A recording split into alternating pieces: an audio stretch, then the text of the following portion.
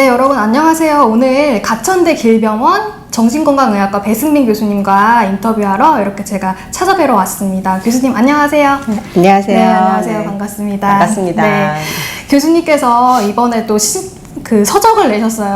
네, 책 이름이 내게 위로가 되는 것들이라는 책인데 일단 저는 제목부터 너무 인상이 깊었어요. 네, 그래서 이 책을 일단 이 책 제목을 이렇게 정하신 이유는 어떻게 되시는지 좀 궁금합니다.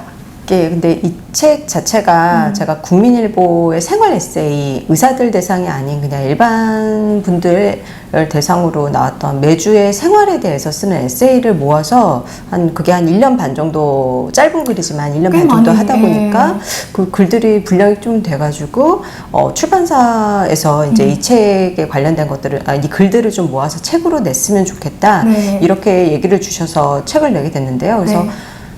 애초에 이제 생활 에세이를 생각해서 쓴 거다 보니까 네. 위로라던가 이런 걸 염두에 두고 쓴 글도 아니었고 그냥 제 일상이라던가 제가 이제 진료 보거나 센터 일하면서 느껴졌던 것들을 아니면 그 시대에 우리 사회에 있었던 거, 요즘에 이제 코로나 얘기가 많이 그쵸. 있었죠. 이제 전염병 관련돼서 났던 것들은 이제 에세이식으로 쓴 글들이라 위로라는 생각은 사실은 깊이 있게는 못 해봤어요. 근데 글을 읽으신 분들이 네. 전반적으로 글을 읽고 나서 여기에 관통하는 주제가 네. 좀 우리 생활 이 시대에 좀 위로인 것 같다 이렇게 얘기를 주셔서 네. 저보다는 이제 주변 분들의 네. 그런 추천으로 이렇게 네. 제목이 돼서 네. 됐는데 읽은 분들이 네. 그렇게들 많이들 생각해 주신 것 같습니다. 저도 읽어봤는데 되게 일상 속에 있는 일들을 이렇게 제가 경험하는 것 같은 느낌이 들면서 감사합니다. 네, 저도 위로를 받았어요. 제가 감사드립니다. 너무 다행이네요. 네. 그래서 책을 쓰게 된 계기도 원래 여쭤보려고 했는데 네, 방금 네. 말씀을 해주셨어요. 원래 칼럼에 연재해 주시던 네, 거를 네, 네. 모아서 네, 책을 네. 쓰게 되셨다 이렇게 말씀을 해주셨고, 그러면 교수님 이거는 좀 어떤 사람들이 읽었으면 좋겠는지 좀 생각하시는 독자군이 있으실까요? 그냥 그때그때 글을 쓸 때 어떨 때는 이제 저한테 진료받았던 환자분들 내지는 뭐 힘들어하셨던 보호자분들을 생각하면서 쓴 적도 있었고, 그리고 제가 범죄 트라우마 피해자를 지원하는 그런 센터에서 일을 하다 보니까 네. 그런 센터에 관련된 분들을 생각하면서 쓴 글들도 있었거든요. 네, 네. 코로나 같은 경우에는 그 시기에 이제 힘들어하고 있는 학생들이라던가 또 부모님, 선생님들 이런 거 생각하면서 쓴 적도 있었고요. 그래서 그런 일상이지만 좀 정신과적인 거를 좀 접목되어 있는 글들을 좀 읽으면서 네. 생활에 대해서 한번 자기 생활도 돌아보시는 걸 원하시는 분들이 읽으시면 좋을 것 같아요. 그럼 네. 사실 남녀노소 누구나 네, 제가 바라는 바는 겁니다. 그렇게 읽으시면 정말 네. 도움이 될 것 같아요. 네, 저 같아도 그랬고. 그러면 교수님께서 물론 이제 여러 가지 칼럼을 모아서 쓴 글이긴 하지만 이걸 이제 통틀어서 좀 독자들한테 가장 전하고 싶으셨던 메시지가 혹시 있으실까요? 저도 사실은 당시에 쓸 때는 저도 인지를 못했던 것 같아요. 근데 이제 해바라기 아동센터라는 아동 성폭력 피해자들을 지원하는 센터에서 2009년도부터 일을 했었고, 그전에는 소아정신과 의사로서 그냥 병원에 진료를 오는 아이들하고 부모님들 진료를 위주로 하다가 성폭력 피해 아이들을 보기 시작하고, 그 뒤로는 이제 좀 강력범죄 피해자분들, 아동들뿐만 아니라 성인들까지 이제 피해받으신 분들을 대상으로 보다 보니까 네. 병원에 오시는 분들보다는 사실은 좀 중증도라고 해야 될지, 보통 뉴스에 나오는 심각한 사건을 겪으신 피해자분들이거나 가족들이 오시거든요. 네. 참 가슴이 아픈 게, 학교 다녀오겠습니다. 직장에서 이제 잘 갔다 올게요. 아니면 장 보러 갔다 올게. 이런 가족들과 친구들과 인사를 나누고 다시는 못 만나게 되신 분들, 내지는 일상으로 복귀가 참 어려우신 분들을 만나게 되거든요. 그러니까 네. PTSD라고 외상후 스트레스 장애라는 게 굉장히 중증도가 높은 질환으로 알려져 있지만 네. 또 범죄 피해를 입으셨던 분들이 이후에 회복 과정은 상당히 심각한 어려움들을 호소하세요. 눈에 보이는 상처가 없는 경우들도 많은데 네. 뇌는 굉장히 심각한 피해를 입어서 복구될 때까지 오래 걸리시기 때문에요. 그래서 처음에는 저뿐만 아니라 진료나 치료하시는 분들도 이렇게 힘든 분들을 그냥 교과서만 본다고 정신과적인 치료만 일반적으로 알고 있는 것만 해서 도와드릴 수 있는 방법이 사실 많지가 않은데 이분들한테 우리가 어떤 도움을 드릴 수 있을까? 또 이렇게 끔찍한 이런 일이 일어나고 있는 걸 매일매일 겪는 우리들은 또 어떻게 생활해야 될까? 그런 고민들을 많이 했던 것 같아요. 네. 근데 한 10여 년 이상 이 일을 하면서 느꼈던 건 결국엔 매일매일 일상에 저희가 집중하는 수밖에 없고 그분들도 지금 와서 함께하는 이 시간 내지는 그 이후에 지내고 있는 그 순간순간들의 의미라던가 생활에 좀 집중을 하셔야 과거의 트라우마라던가 이런 거에서 조금 더 거리를 두고 실제 자기 삶으로 돌아가실 수 있게 좀 도와드릴 수 있는 것 같아요. 네. 그래서 그러다 보니까 일상 에세이를 쓰는 게 저한테도 사실 개인적으로는 도움이 많이 되고요. 제 생활을 돌아보는 시간이 그러겠네요. 사실 이제 병원 생활이나 센터 생활하면서 자기 스스로 돌아보는 시간을 가져야 된다라고는 알고 있고 강의도 하지만 실제로 제가 저에 대해서 그렇게 시간을 딱 부여하기가 쉽지 않은데 글을 쓰는 순간만큼은 저도 애써서 억지로 생각을 하기 위해서라도 집중을 해야 되다 보니까 네. 이렇게 내 일상에 대해서 한번 생각을 돌아보고 정리하고 이러는 게 나뿐 아니라 다른 분들한테도 도움이 되겠다. 그래서 실제로 환자분들한테도 많이 네. 권유를 드렸었고요. 네, 네. 그래서 그렇게 글을 쓰다 보니까 이게 매일매일의 트라우마는 심각한 범죄 피해자뿐만 아니더라도 사실 일상생활에서 여러 가지 작은 상처들 그쵸. 밤이 되면 하이킥하게 되는 이제 잘 잊어버리지 않게 되는 맞아요. 몇 년 전의 일인데도 네. 바로 어제 일 같아서 너무너무 속상한 그런 경험들을 아마 누구나 다들 적게든 많게든 하시게 될 텐데 네. 그럴 때 내 일상에 집중하는 순간을 좀 더 가져보면 좋겠다 네, 네. 이런 얘기를 좀 전달드리고 싶었던 것 같아요. 네, 일상의 소중함 같은 네. 것들, 그렇죠. 근데 이 책을 읽다 보면 진짜 교수님께서 일상을 되게 소중하게 근데 사시는 것 같은 그런 느낌을 또 받았어요. 이게 네. 그러니까 범죄 피해자분들의 사연을 듣다 보면 네. 그리고 저희가 매주 이제 사례 회의도 하고 어떻게 이분들을 도와드릴까 하다 보면 사건 내용을 깊이 있게 팔 수밖에 없는데 그러면 이제 뉴스에 나온 자극적인 내용들 이면으로 충격적인 그런 상황들을 자꾸 듣고 생각하고 그걸 바탕으로 이분을 도와드릴 방법을 짜내야 되고 막 이렇게 네. 고민을 하게 되거든요. 네.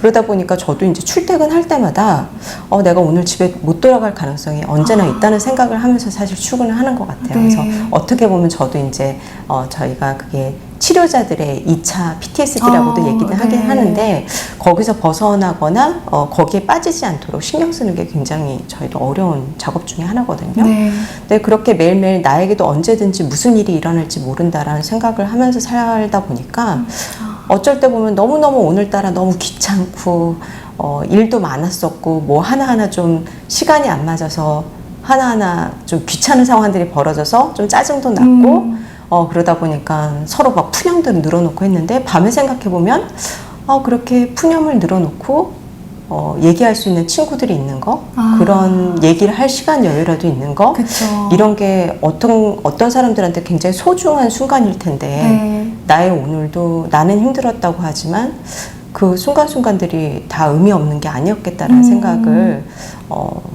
이런 센터 일을 하면서 네. 진료를 하면서 점점 더 하게 되는 것 같아요. 그랬구나. 네. 정말 많은 분들이 좀 책을 읽으시면서 또 그런 것들을 느끼실 것 같아요. 일상의 소중함을 느끼실 것 같은데. 그래주시면 참 감사할 것 같겠네요. 네. 그러면 또 이제 그 책에도 많이 나와 있긴 한데 책에 진료실 경험이 되게 많이 녹아져 있더라고요. 네네네. 혹시 그 진료실 경험을 통해서 교수님께서 뭔가 이렇게 좀 뭐 교훈을 얻었다거나 뭐 그런 사례 몇 가지를 소개해 주실 수 있으실까요? 그 책에도 제가 앞부분에 쓰긴 했지만 사실 사례들이 피해자분들은 저희가 보면 어떤 범죄의 특성과 그 이후에 일어난 상황들을 보면 사실은 굉장히 비슷한 경과를 거쳐서 비슷한 일을 당하시는 분들이 꽤 많으세요. 예를 들면 도둑이라던가 이런 분들도 그 가해자들이 이미 다 계획을 해서 그런 범죄를 저지른 경우가 많기 때문에 네. 일련의 과정들을 가해자는 계획해서 피해자가 여럿이다 보니까 네. 피해자분들은 비슷한 경험들을 하실 수밖에 없거든요. 네. 그럼에도 불구하고 오시는 분들은 다 나만 이런 일을 겪은 것 같고 어떻게 나한테 이런 일이 생겼나 그래서 굉장히 개인화하고 나니까 이런 일이 생긴 거라고 이제 자책하시는 자기를 경우가 탓하게. 그렇죠. 그러신데 사실 저는 매일매일 그런 분들을 뵙다 보니까 이 사건은 저번에 그 아이랑도 비슷한 일인데 저번에 그 피해자분도 비슷한 상황을 겪으셨는데 이렇게 반복이 되는데 네.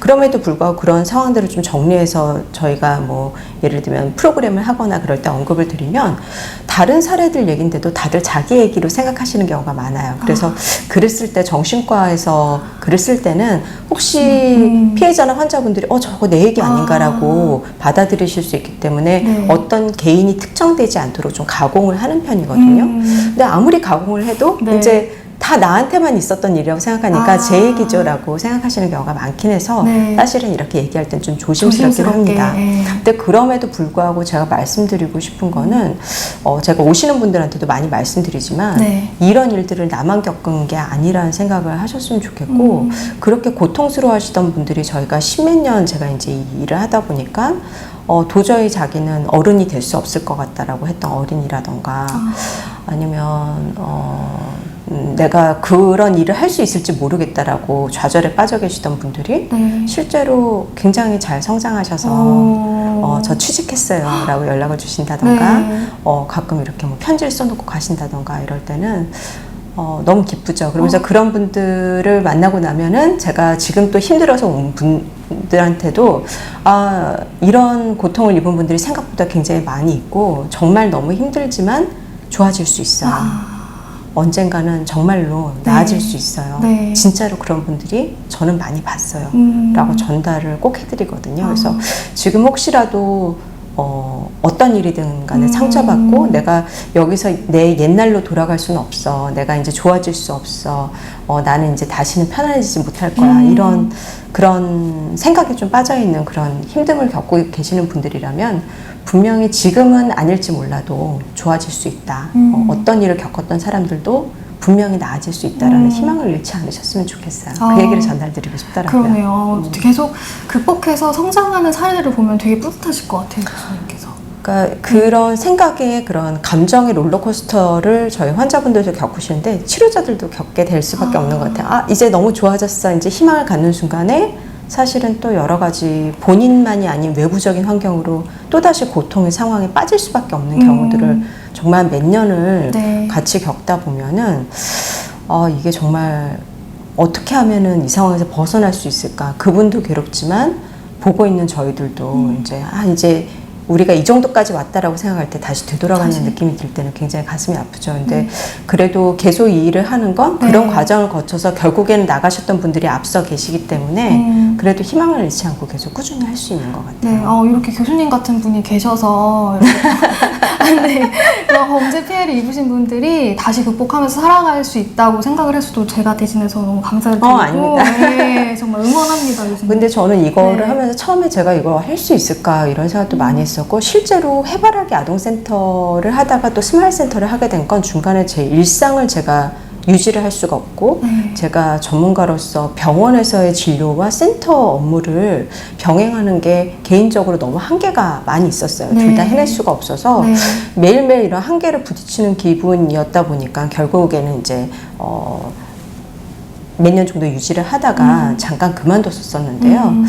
근데 요즘에 참 기쁜 거는 이 트라우마를 입으신 분들께도 제가 드리고 싶은 말씀이지만 치료하시는 분들한테도 하고 싶은 얘기는 저희가 혼자가 아니라는 거죠. 그러니까 처음에는 제가 센터를 운영하고 있을 때는 이거를 운영하고 내가 이 여러 가지 일을 하는 게 너무 힘들고 나밖에 이런 일을 안 하는 것 같다. 뭐 이런 생각까지 했었는데 사실 지금은 센터가 뭔지 말씀 안 해주셔서 잠깐 얘기해 주세요. 인천 해바라기 아동센터는 아동 성폭력 피해자분들을 지원해주는 이제 그런 센터고 여성가족부에서 병원에 위탁을 해서 운영을 하는 그런 센터입니다. 그래서 저는 거기서는 이제 진료랑 센터 운영을 맡았었고요. 지금 제가 이런 일을 하고 있는 인천 스마일센터는 법무부에서 이제 범죄 피해자 지원센터에 위탁을 해서 맡고 있는 그런 상담 지원하고 법률 지원 이런 사례 지원을 통합적으로 하고 있는 그런 곳인데요. 그래서 지금은 스마일센터에 있으면서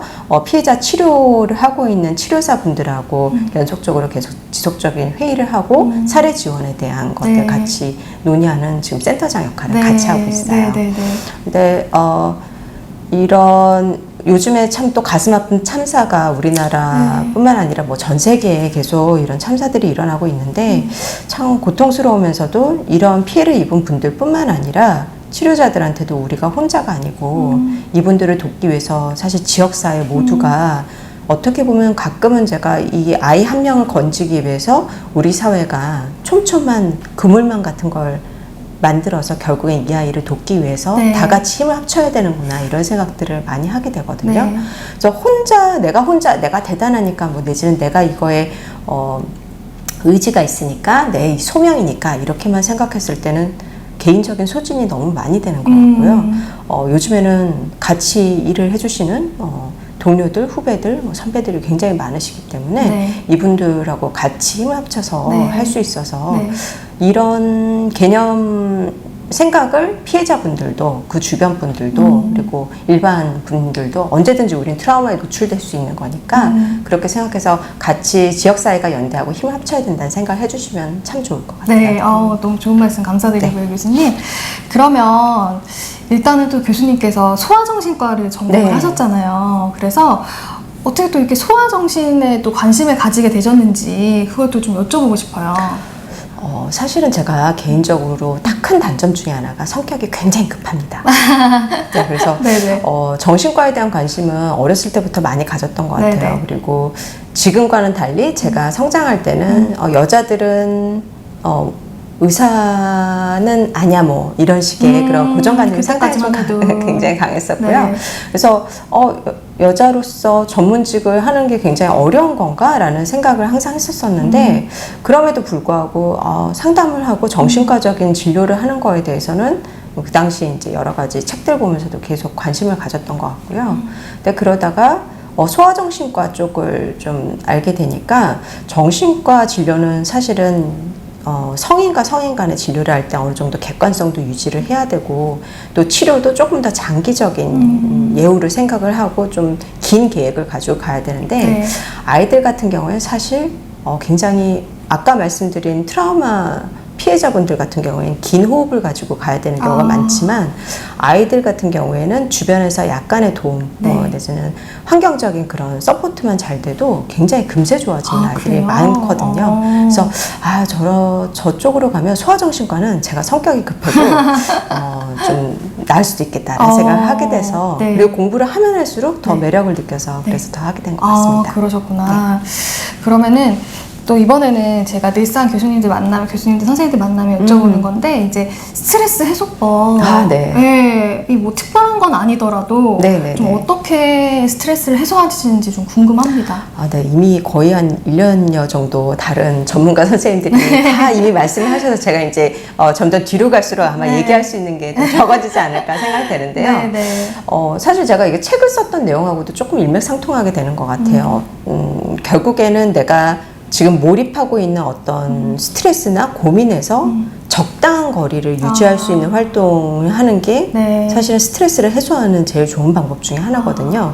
근데 적당한 거리를 유지하는데 어떤 분들은 운동이 맞고 운동도 어떤 분들은 필라테스, 요가 같은 정적인 운동이 맞고 어떤 분들은 굉장히 격렬한 운동이 그쵸. 맞고 어떤 분들은 똑같은 운동을 자연을 보면서 해야지 되고 이런 것들은 내가 나의 스타일에 적당한 거리를 둘 수 있는 활동이 뭐가 있을까 계속적인 테스트를 해보는 수밖에 없을 것 같아요. 네. 그래서 저 같은 경우에 옛날에는 책에 몰입하는 게 저는 지금 내 문제에서 좀 거리를 두게 되는 방법이었었는데 사실은 이제 전문적인 일을 하다 보니까 네. 다 제 영역에 관련된 책들을 길게 읽어야지 된다던가 계속적인 강의 준비해야지 되고 그래서 책을 긴 호흡을 가지고 있는 거는 여러 가지 일들을 하는데 제 스트레스를 오히려. 잘 관리를 못 해주더라고요. 네. 그래서 점점 좀 어떻게 보면 짧고 읽은 다음에 좀 생각할 수 있는 글들을 읽는 걸 좋아하게 됐고요. 네네. 그래서 이번에 일상 에세이도 네. 좀 짧은 글이었던 게 제가 쓰는데도 오히려 네, 좀 도움이 읽기에도 됐던 것 되게 같아요. 좋았어요. 네. 네. 그래서 한 그 정도 저는 호흡을 가진 글을 읽고 그 다음에 생활하면서 그 글을 생각해보는 그 시간을 가지는 게 네네. 좀 스트레스 해소에 도움이 되고요. 네. 하나 좀 강조하고 싶은 거는 제가 저한테 오는 청소년 아이들 스트레스 관리라든가 이런 거 할 때도 항상 매번 하는 얘기인데 네. 뭐든지 무기가 많은 게 좋거든요. 스트레스를 푸는 방법은 여러 개가 있는 게 좋습니다. 근데 우리나라 청소년 아이들은 스트레스를 풀 수 있는 게 사실 상당히 지금 제한이 되죠. 네. 너무 안타까운데 더더군다나 문제는 아이들이 그 짧은 시간 학원을 다니는 그 짧은 시간에 저렴한 돈으로 놀 수 있는 게 그나마 뭐 요즘 유행했던 코인 노래방 네. 뭐 이런 것들이었는데 그쵸. 네. 근데 요즘 코로나 때문에 뭐 게임방, 뭐 코인 노래방 다 이런 걸 못 하다 보니까 아이들이 사실 이 무기가 나는 이거 한두 개밖에 없는데 이 무기를 뺏어버렸네? 라고 생각해서 굉장히 힘들어하고요. 맞아. 또 무기가 한두 개밖에 없으면 중독되기가 사실은 쉬운 것 같아요. 나는 게임밖에 스트레스 해소가 없어. 네, 그러면 네. 게임을 안 하고서는 내가 힘들어하는 거를 벗어날 수가 없는 거죠. 그래서 어떨 때는 저는 짧은 책을 읽는다. 어떤 때는 뭐 짧고 좀 내가 너무 과몰입하지 않을 정도의 어떤 종류의 게임을 한다. 내가 어떨 때는 이런 운동을 한다. 이런 것들이 다양하게 무기가 있어야 되는 것 같은데요. 네. 가끔 그걸 끝까지 좀 굉장히 찾기 힘들어하는 친구들이 있거든요. 네. 근데 그런 아이들은 보면 특징이 부모님도 그거를 잘 모르세요. 잘 그러니까 부모님도 스트레스를 푸는 무기가 거의 없으시고 있다고 하더라도 예를 들면 술 마시는 것밖에 없다던가 그래서 아이들이 긍정적인 모델로 삼을 만한 건강한 스트레스 풀이법에 대해선 부모님이 안 갖고 계시는 경우가 꽤 있죠. 내지는 난 다 괜찮아. 그거 스트레스 괜히 막 말하고 생각하면 오히려 힘드니까 그냥 덮어두면 돼.